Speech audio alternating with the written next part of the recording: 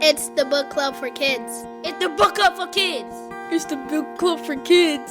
It's the Book Club for Kids podcast. Hi, I'm Kitty Felde. On April 29, 1992, a jury in Simi Valley, a town just north of Los Angeles, did not convict 4 LAPD officers for the beating of an African-American motorist named Rodney King. Within hours, rioting broke out across Los Angeles. A particular target was liquor and convenience stores owned by Korean immigrants. The event is at the heart of actor and writer John Cho's novel, Troublemaker. My character was a bit of a troublemaker, but he doesn't have to be that way either. And so the elasticity of that word was attractive to me. Cho doesn't back away from the violence of the unrest. Bottles being thrown at cars, smashing against windows. Trucks doing U-turns and peeling away like they can't escape fast enough. That's our celebrity reader, LAPD officer Hyong.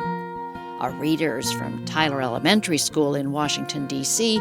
try to come up with their own solutions to calm a community's anger. They could peacefully protest, but sometimes that just gets ignored. This is the Book Club for Kids, the show where kids talk about books. We'll tell you how you can be on the show just a little later on, but first, let's meet our readers. Hello, my name is Louisa.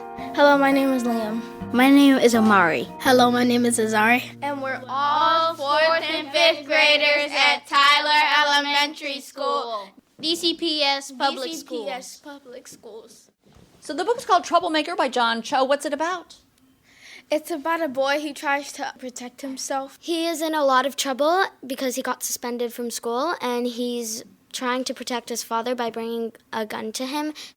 But where are we? What the heck does he need a gun for? What's going on? What city is he in? What's going on? The setting was in LA, and the reason he got a gun because it was a riot, and he felt like he needed it to be safe and protected. Well, let's hear a scene from the book where Jordan's grandmother is trying to calm Jordan and his sister as they watch the unrest unfold on live TV.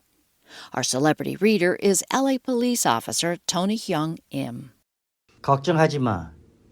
She pats me on the shoulder and then reaches over me to do the same for Sarah. But doesn't make me feel much better, and by the look on Sarah's face, it doesn't do much better for her either. Why isn't he called then? I ask. The TV cuts to a photo of Rodney King after the beating, and I suck in a breath. His face is fractured and bruised, one eye dark red. The news reporter continues. Today, at the trial in Simi Valley, all 4 officers were declared not guilty. Since the verdict was announced, unrest has been building in the city of Los Angeles.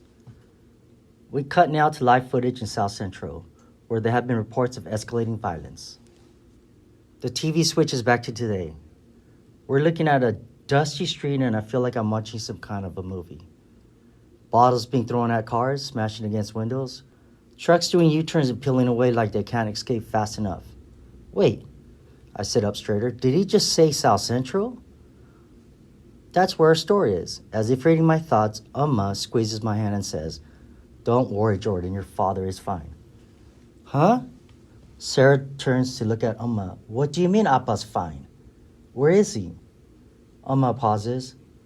I can almost see the wheels turning in her head like she's trying to decide how much to share without freaking us out. He went to go board up the store in case anything happens, she finally says, but it's okay. Our store is far away from all this.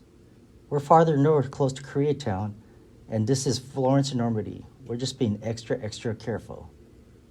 She smiles and I know what's coming next. 걱정하지 마.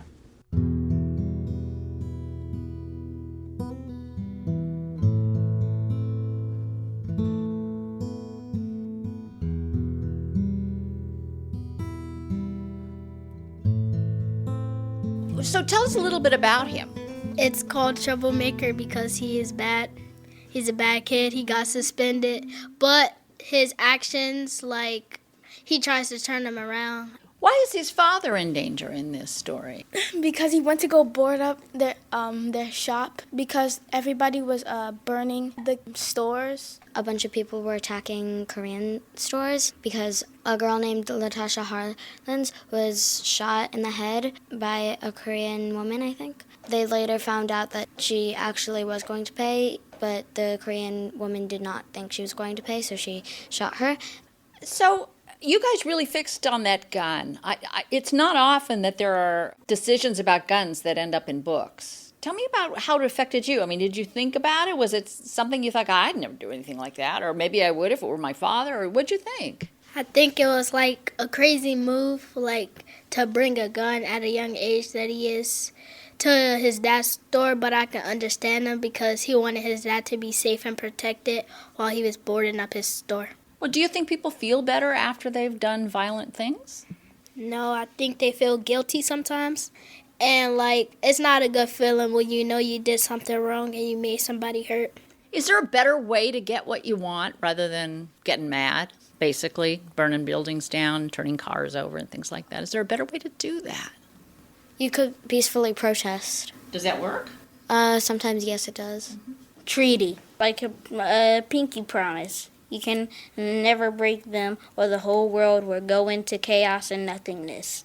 I hadn't heard that solution before. Do you think grown-ups would do it as much as kids do? Yes.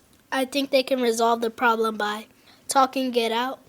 Or like Amari said, doing a treaty, but that doesn't always work sometimes because a lot of people turn on the treaty and break it.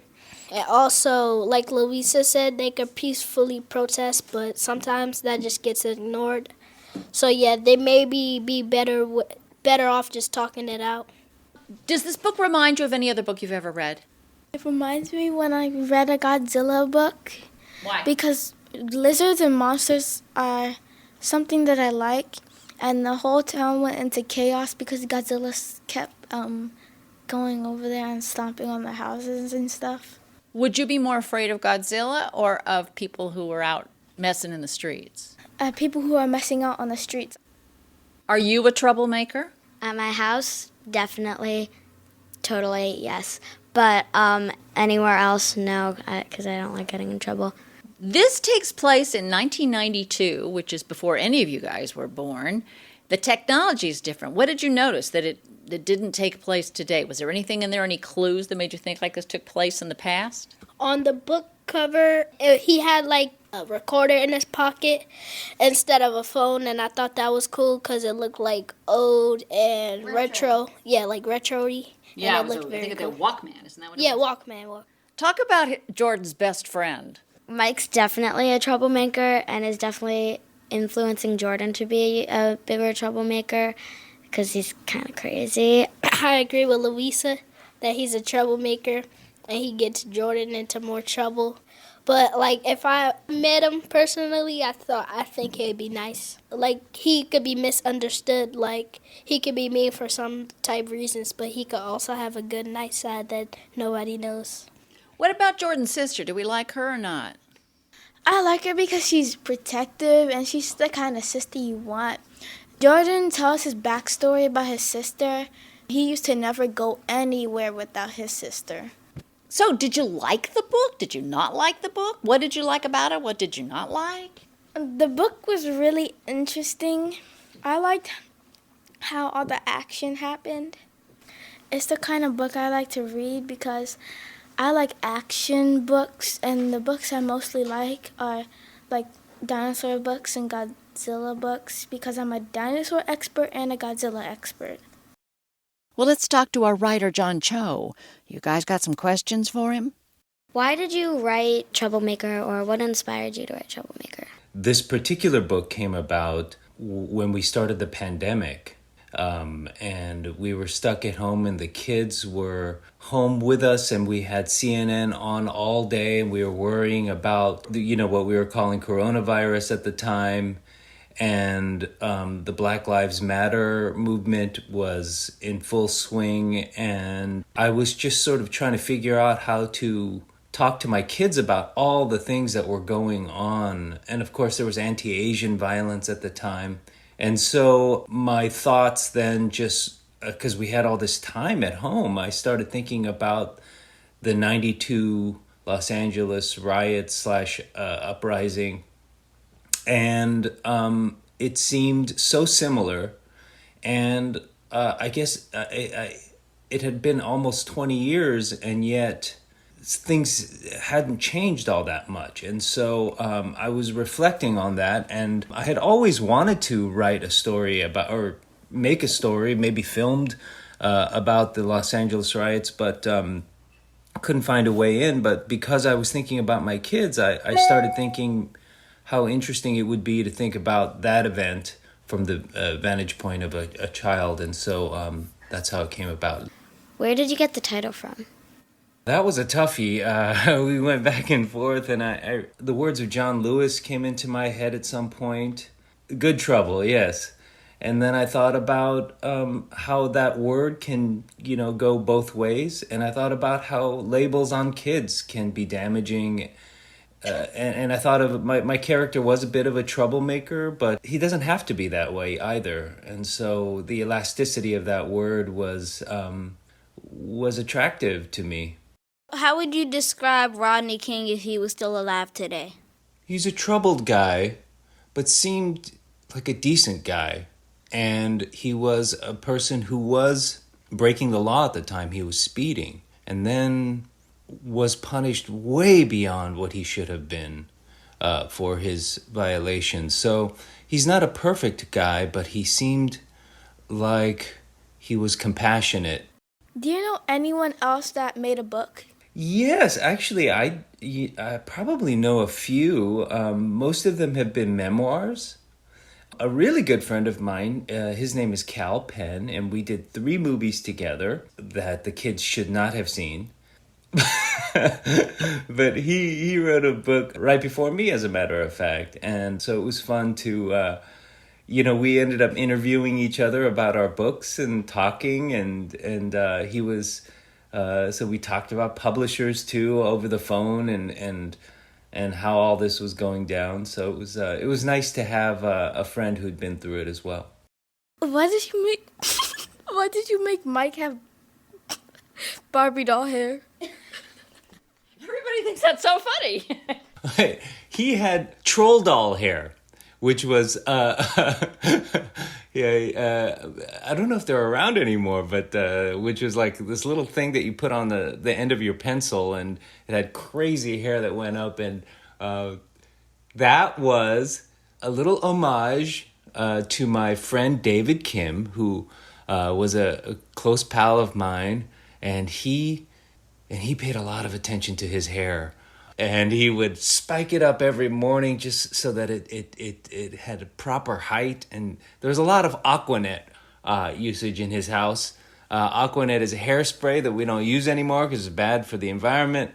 But yeah, David Kim, who's my friend, was very good about his hair.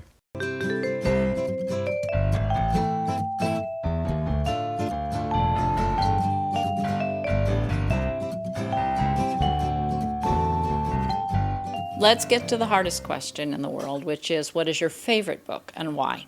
My favorite book is In the Middle, because it's about a boy who found himself in the middle of his two best friends arguing. My favorite book is Harry Potter, the Harry Potter series books. It was one of my dad's favorite movies, Harry Potter. I do like Prisoner of Azkaban because it's a nice, good fiction book, and I like the characters in it. They play their role good, and I like how they do it. My favorite series is City Spies, but my favorite book is the second City Spies because I just enjoy mystery. My favorite book is the Godzilla books because they're so interesting and it has a lot of action. Godzilla's the OG. Well, what's your favorite book, John Cho? The book that I think about the most in my life, if I'm being honest, is called The Joke by a writer named Milan Kundera. And the plot is about a young student in communist Czechoslovakia who makes a little joke, and it unravels his life, and he ends up going to prison after making a little joke.